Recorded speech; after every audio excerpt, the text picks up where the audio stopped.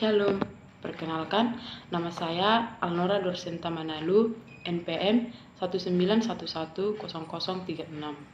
Dosen pengampu Dr. Harlen Simanjuntak, MPD. Nah, di sini saya akan membuat sebuah video untuk memenuhi tugas mata kuliah Profesi Kependidikan. Adapun judul saya yaitu Supervisi Pendidikan. Dalam video ini, saya akan membahas masalah yang ada pada supervisi pendidikan ini. Dan juga saya akan memberikan solusi ataupun yang disebut dengan rekayasa ide dalam supervisi pendidikan ini.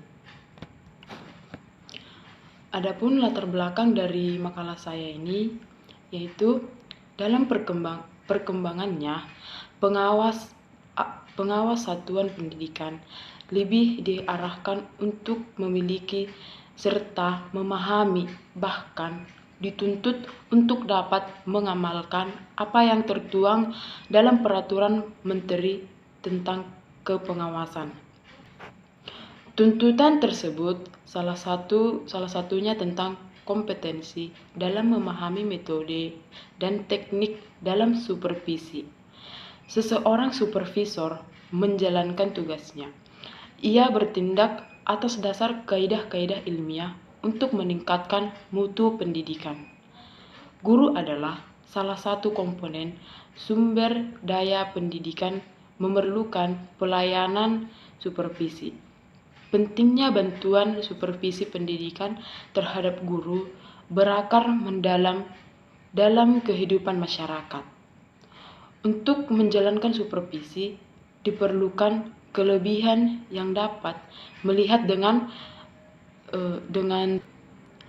tajam terhadap permasalahan dalam peningkatan mutu pendidikan, menggunakan kepekaan untuk pendidikan, menggunakan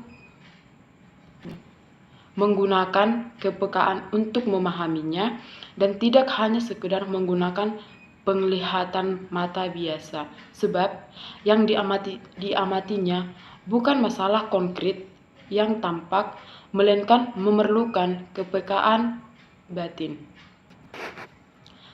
Masalah yang ada dalam makalah saya ini yaitu yang pertama, apa saja prinsip-prinsip supervisi pendidikan.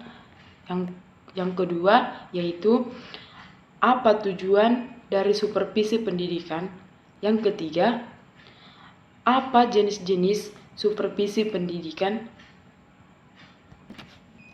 Baiklah, saya akan memberikan solusi terhadap masalah yang ada dalam makalah tersebut ataupun disebut dengan rekayasa ide.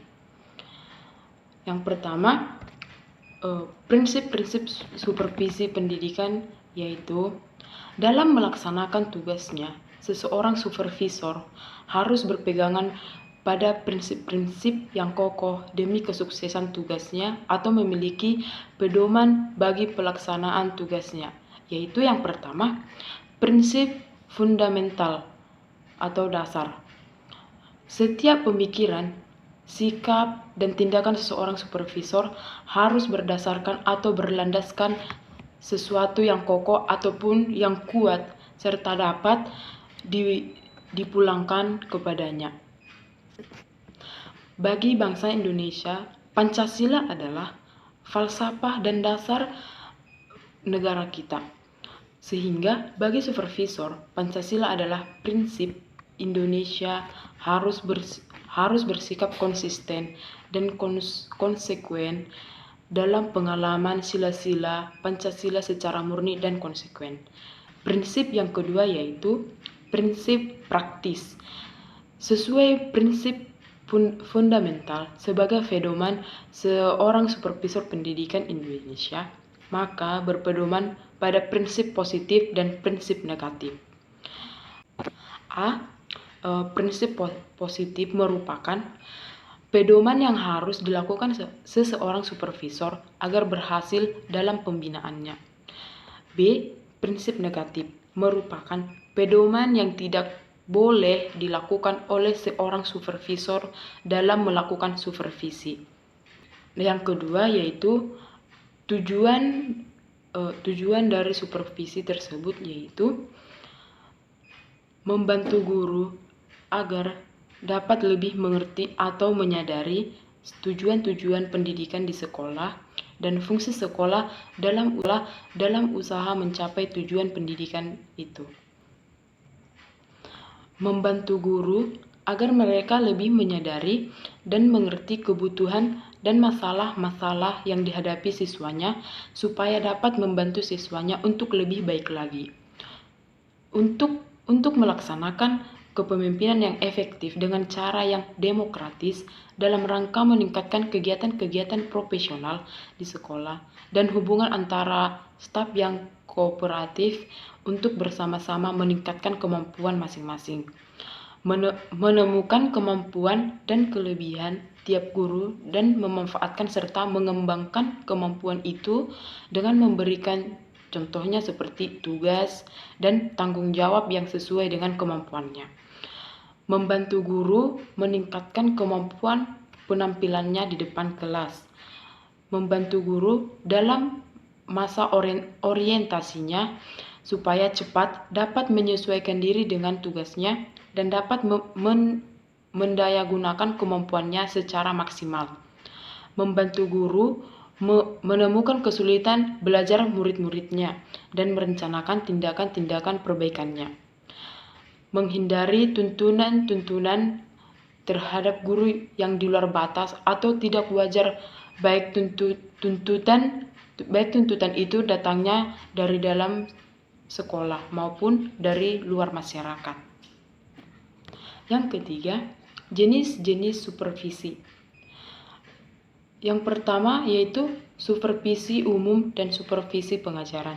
Nah, yang dimaksud dengan supervisi umum di sini adalah supervisi yang dilakukan terhadap kegiatan-kegiatan atau pekerjaan yang secara tidak langsung berhubungan dengan usaha perbaikan pengajaran seperti supervisi terhadap kegiatan pengelolaan bangunan dan perlengkapan sekolah atau kantor-kantor pendidikan, supervisi terhadap kegiatan pengelolaan bangunan dan perlengkapan sekolah atau kantor-kantor pendidikan, supervisi terhadap kegiatan pengelolaan administrasi kantor, supervisi pengelolaan keuangan sekolah atau kantor pendidikan.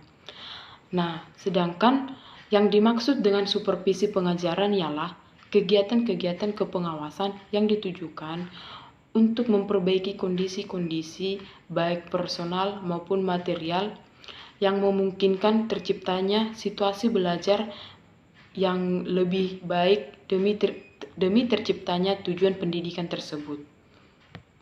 Yang kedua, jenis supervisi yaitu supervisi klinis. Dikatakan supervisi klinis karena prosedur pelaksanaannya lebih ditekankan kepada mencari sebab-sebab atau kelemahan yang terjadi di dalam proses belajar mengajar. Dan kemudian secara langsung pula diusahakan bagaimana cara memperbaiki kelemahan atau kekurangan tersebut.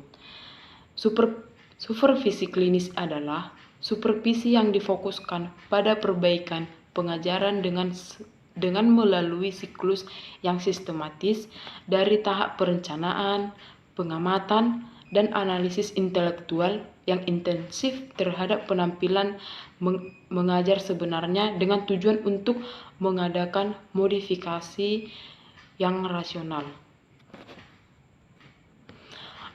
Nah, adapun ciri-ciri supervisi klinis menurut Lassulo adalah sebagai berikut, yaitu bimbingan supervisor kepada guru atau calon guru bersifat bantuan, bukan perintah atau instruksi. Jenis keterampilan yang akan disupervisi diusulkan oleh guru atau calon guru yang akan disupervisi dan disepakati melalui pengkajian bersama antar guru dan supervisor. Baiklah, sekianlah hasil penjelasan dari makalah saya yang berjudul Supervisi Pendidikan. Jika ada tutur kata yang salah, saya mohon maaf. Shalom, terima kasih.